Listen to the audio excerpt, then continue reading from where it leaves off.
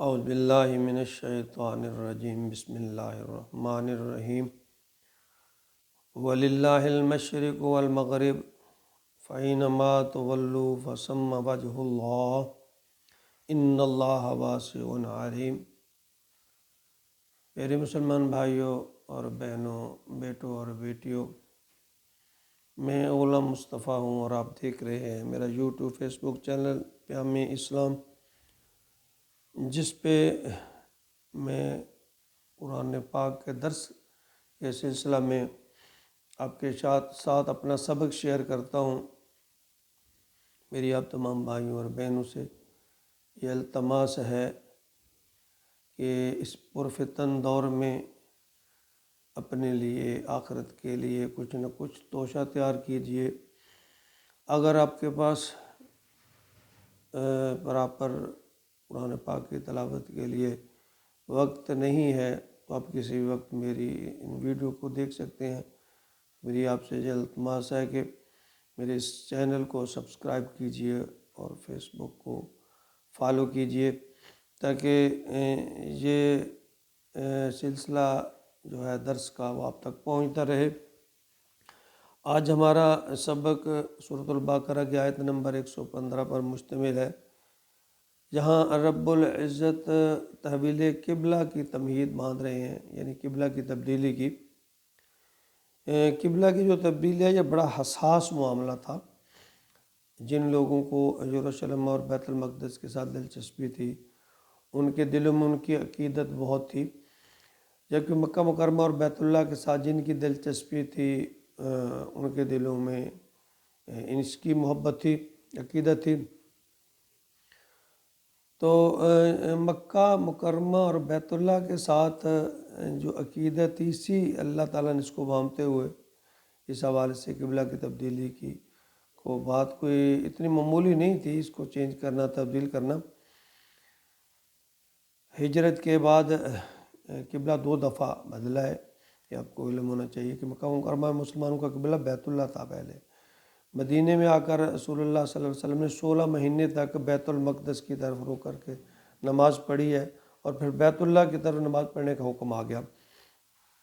تو اس طرح اہل ایمان کے لیے کئی امتحان ہوئے، لیکن یہاں اس کی تمہید ہے، اس کا تفصیلی تذکرہ سورہ آیت نمبر 144 میں ہے۔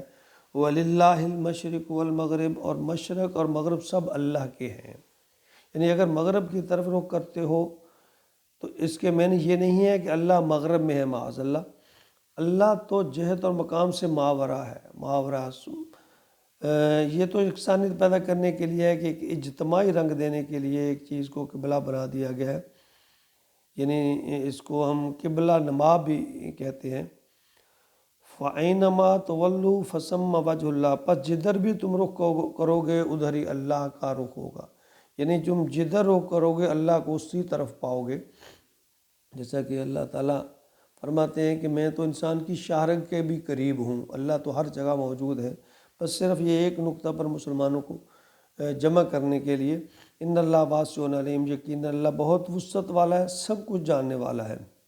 یعنی اس کی نہ تو سمت محدود ہے، اور نہ اللہ کی جو ذات ہے وہ کسی ایک جگہ پہ محدود ہے، اللہ تو ہر جگہ ہر وقت موجود ہے۔ تو یہاں اس کی تمہید باندھی جا رہی ہے کہ جو قبلہ تبدیل کیا جائے گا اس کے بارے میں تیار کیا جا رہا ہے۔ یہاں ایک نقطہ سمجھنے والا ہے کہ ہمیں صرف دین کیا ہے؟ دین نام ہے اللہ کے احکامات کا، اور رسول اور پیغمبر جو موجودہ ہے، اور ہمارے چونکہ خاتم النبیین صلی اللہ علیہ وسلم رسول اور پیغمبر ہیں، اللہ کا حکم اور نبی اکرم صلی اللہ علیہ وسلم کی اطاعت، دین اس بات کا نام ہے۔ اس میں یہ کیوں ہوا، اس لیے یہ ہونا چاہیے تھا، اگر مگر چونکہ چنانچہ، یہ بات نہیں ہونی چاہیے دین میں۔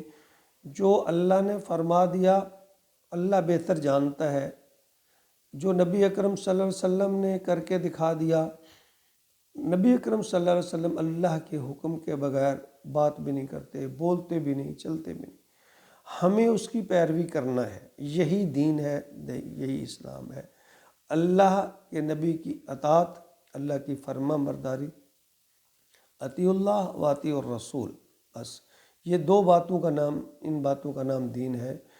اللہ ہمیں اخلاص کے ساتھ اور عاجزی کے ساتھ، ریاکاری سے پاک، تکبر غرور سے پاک ہمیں زندگی نصیب فرمائے، اور ہمیں خالص ایمان نصیب فرمائے جو ریاکاری سے پاک ہو، دکھاوے سے، تکبر سے، اور اللہ ہمیں عاجزی اور تقوی نصیب فرمائے۔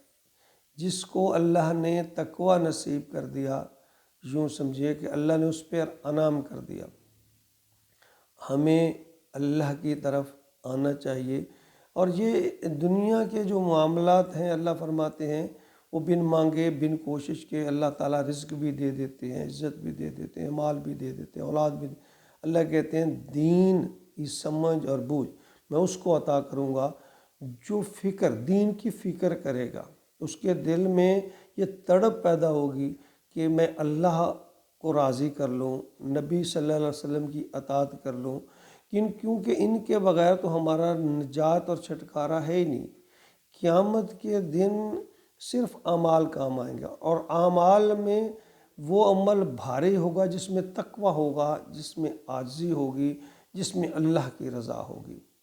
اللہ ہمیں اپنی دین کو، دنیا کو، اپنی ساری زندگی کو اپنے حکم کے مطابق اور نبی اکرم صلی اللہ علیہ وسلم کے طریقہ کے مطابق ڈھالنے کی توفیق عطا فرمائے، آمین یا رب۔